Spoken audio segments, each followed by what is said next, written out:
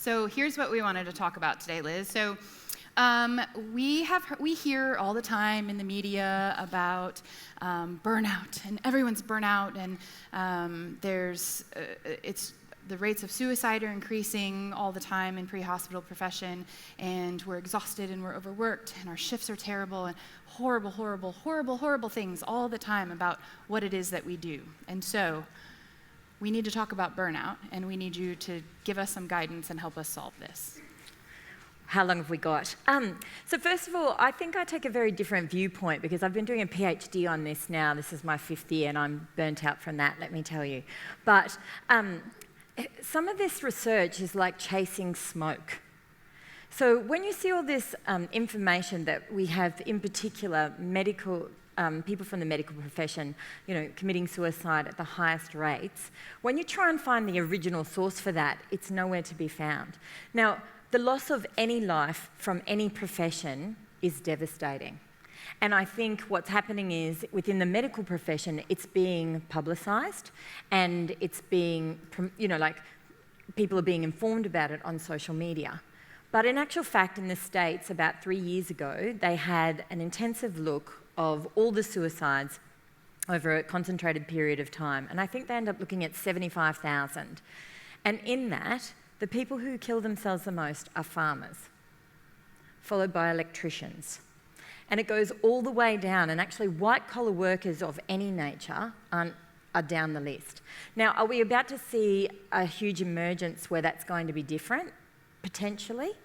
But at the moment, there is no hard evidence. But what keeps happening is people keep reporting that, in particular, medical profession are at risk of committing suicide. And that terrifies me, because when you're having a particularly bad day, it's a thought that then crosses your mind, isn't it?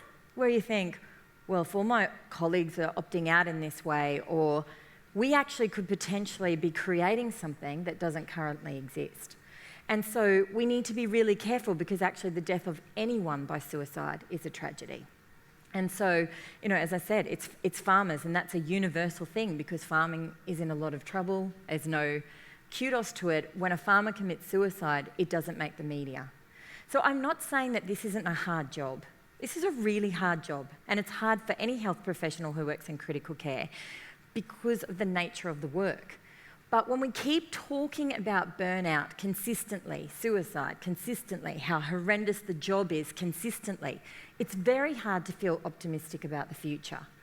And for me, I just think there's a lot of kick-ass cool things about this job. Like, I don't know about the rest of you, but would you like to be stuck behind a desk for the rest of your life? Do you want to go and sell pantyhose somewhere? I don't. I don't even know what pantyhose is. So classy. So I think it's really important that we think through, what are the alternatives and what is it? Because at the moment, when we look at people's well-being, we're focusing on the individual, like this is an individual deficit, the individual needs to come up with something. When in actual fact, often it's the research, the science behind this. What burns people out is bureaucracy. And And I think that our colleagues in the United States are in a particular high-risk group for that because of the nature of your healthcare system. So that's the other thing. When we look at the research from the United States, can it actually be extrapolated out to the rest of the world? I'm not sure, because our healthcare systems, what is creating so much stress and drama for you may not be the same for the healthcare systems elsewhere. So that's the first thing, is that how much of this is a systems issue? And some of me sometimes just thinks we all need to say, okay, well, tomorrow for 2 hours, there will be no hospital care until someone does something about our systems. We don't go on strike. But maybe it's time we started thinking about, how do we... the coup that just started on Twitter right now, I'd like to not be responsible I just lost my job. But, when are we going to start saying, actually, what's the responsibility of systems and what's the responsibility of organisations for this? You look at well-being. I've got a friend who works on radio, sells advertisement for radio. And I'm sure that has its stress. I'm sure he's got to, make certain things, and the radio is becoming defunct. social net killed the radio star. But I think what's happening is that, like when he does something great, he and his family get to go to Bali. And when they're all stressed out, their organisation spends thousands of dollars. And in health, we don't do jack squat. We don't do anything. And the other thing, can I keep going? Yeah, sure. 100%. The other thing for me is that I'm so sick of the word burnout. So here's some facts about the term burnout. The reality is that in the last 10 years, there's been 50,000 articles printed on burnout. 50,000. Not all of those are in health, a lot of those are across. And guess what? Routinely, wherever people are investigating, the rates are the same. So if you're a librarian, you're as burnt out as an ED consultant. If you're a sex worker, you're as burnt out as an ED consultant. And they're in bed a lot, so that says something. If you are a university student, you are as burnt out as an ED consultant. And so we need to ask ourselves, what the hell are we measuring? We are actually measuring modern life. And again, if you pull apart the research in a very thorough way, what you'll find out is, in actual fact, to be burnt out, you have to be burnt out of the 2 of the 3 categories. But most people just report on emotional exhaustion. And what that is modern life. It is asking questions like, are you more fatigued when you go to, are you more fatigued on the days where you go to work? Yeah, I am, because I'm going to work. I never wake up on my day off and go, oh, I wish I was going to work. It doesn't matter how much you love your job, you're glad for days off. It also asks questions like, are you fatigued when you go to bed at night? Yes, I am. That's why I'm going to sleep, you dunce head. These are not questions that are actually hugely scientific.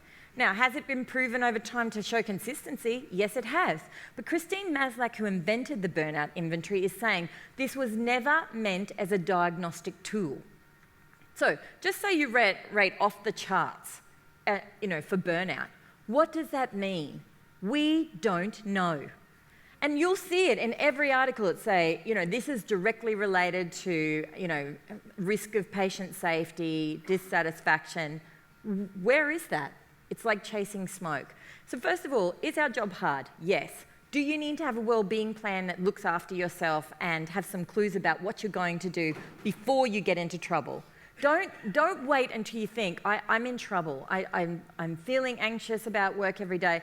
What am I supposed to do at Bikram yoga? It's too late. Start thinking about your well-being and your health and a plan now. Have a work husband, have a work wife, have people in your tribe that you can trust and talk to. Have things outside of work. Don't finish work and go and watch, My Sister's Keeper and Who Will Love My, every suicidal movie known to mankind. This is not helpful. Do things to distract yourselves. Do things, and then if you're in trouble, go and see a therapist. Go and see a counsellor. Work it through. And remember, you are not this job. My job is so important to me, but that is not who I am. It's a big part of me, but it's not who I am. So you can always go and do some project work, or go and do something else, or take some leave and take stock of your life. There is always an alternative. Don't let yourself be at risk. So I'd just like to point out, when I asked Liz if she would talk about burnout, she said, I absolutely can't give a talk. I'm overtaxed. There's no way I can come up with it. Would you like to interview me?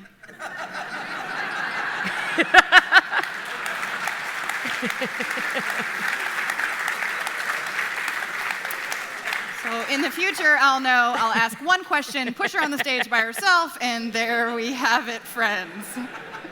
I'm sorry. So I love it. It's perfect. And I appreciate that you are offering what it really is and the true reality, and not only that, but some of the interventions and the things that we can actually do on a small scale. If we can't strike and change the system, the interventions are going to continue to be really important for us. Yeah. So, and out of those 50,000 articles, do you know how many proven interventions we have? 0. It is unethical to keep measuring burnout and do jack squat about it. It's unethical. We wouldn't do that in any other clinical trial. So what do they do? What do they go home and do, Liz? So look, as I said, I do think that our job is hard. Last November, I fell in a big black hole because of something that happened at work. And I think I'm a very resilient, optimistic person. And I kept working, but I was really suffering. And I'm happy to share that. It was bloody terrible. I went from never crying to crying all day, every day, and not sleeping. And you know, when you just think, I'm done. I'm not sure that I can keep going. So the thing is that routine is really important. So at that time, I wanted to lie in bed all day, every day, and that wasn't an option. So every morning, I didn't have to think. The alarm went off at 5 to 5, and I got up and I went to the gym, because that's what I always did, and I stuck to my routine. So when everything else felt chaotic, I stuck to the routine, and I became more focused on my routine than ever before. And a routine is helpful, because the thing is that we all make commitments on a Sunday night, like that's it. Seriously, I'm going to lose weight this week. No, I am. I'm not going to drink until the weekend or my days off. And I'm definitely not eating crappy food from the vending machine or on the table at work. And I'm going to go to the gym, and that's what I'm going to do. And so what our brain needs us to do is make changes in small increments. But because we're human beings and you're all type A personalities, you don't just go, okay, I'm going to start off something small. You're like, you know what? I'm going to enroll to do a marathon. So I'm going to do, because I'm going to commit, because I'm a committer and I'm an overachiever. And that's what I do. And so then what happens is Monday morning, you go to work and it's crap, and you can't get down to the canteen to get a sandwich or a salad at lunch, but someone's baked and you're hungry. Just going to have a little, it's like such a slither of cake. A little wafer thin thing. You're going to put it on your tongue because you need sugar and you need some energy. And you have it, but you swallowed it so quickly. You need, like, seriously. It's like, there is no calories in this. It's like air. And then you just keep cutting until you've, like, had a wedge this big. And then you think, there is no point having a salad after that. Like, I've got way too much sugar. I need some carbohydrate to just smooth this over. And then you're like almost in this carbohydrate sugar coma by the time you finish work, and you can't go to the gym because you're going to vomit. And then you go home and you think, I just need a wine to just take this off the edge. And then you wake up Tuesday morning and you think, this is such a dumb day to begin a diet. Like, I need to wait another week. That is the wrong way to look after yourself. You need to commit. Are we out of time, probably? I think we probably are. The Smack Force reporters are reporting from the scene of the incident. And we've got some important questions to ask you. Some scalpels. So just Smack Force reporters reporting from Liz's warped mind. I'm scared what you're going to find in there. We've got a very important... Don't think porn. Don't think porn. We had a very important question to ask you. Yes. It never rains, but it pours. Yes. And often as a team of healthcare workers working together, when one is burnt out, the others all follow, and you end up as a team all shattered and at your wit's end. And then for the practitioner themselves, for the person themselves, they're starting to acknowledge there's something wrong, I need help, I need support, I'm cracking. And I probably need to take some time off work, take a holiday, do whatever. But acknowledging that taking that time off is going to screw over your team, because you know that your team is just the way you are and you're all struggling. How do you approach this team dynamic where everyone is at the edge and one person actually going off work might make things worse? Okay, first of all, I would hope that no one lets their team get to that state. Emotional contagion is very real. So if you have someone who's toxic or burnout in your team, the chances of that transferring amongst the team is actually massive. Ooh, can we tweet that? That's so tweetable, right? So emotional contagion, how toxic that is in our teams, and we are all guilty of that on a number of levels all the time. So it's actually transfers as faster than passive smoking or a viral, that could have been something else, passive smoking or a viral illness. So be really aware of that. So don't let your team get to that point. But I would hope that within the team, everyone is able to regulate themselves enough to notice who is the person most at need. And that as a team, even if you have to dig deep momentarily to cover shifts, that you will do it. If you think someone is at risk, You have to ask yourself, am I safe to practice today? Is my clearing clear enough to, to be safe? Because if you find yourself making a medical error, that is going to take you down a whole other disastrous pathway. If you have someone in the team who's genuinely not safe, cover for them, because there will come a time when you need time as well. And that's what a team means. These people should be part of your family. They're your work family. And you don't have to love everyone in the family. You don't love everyone in your family now.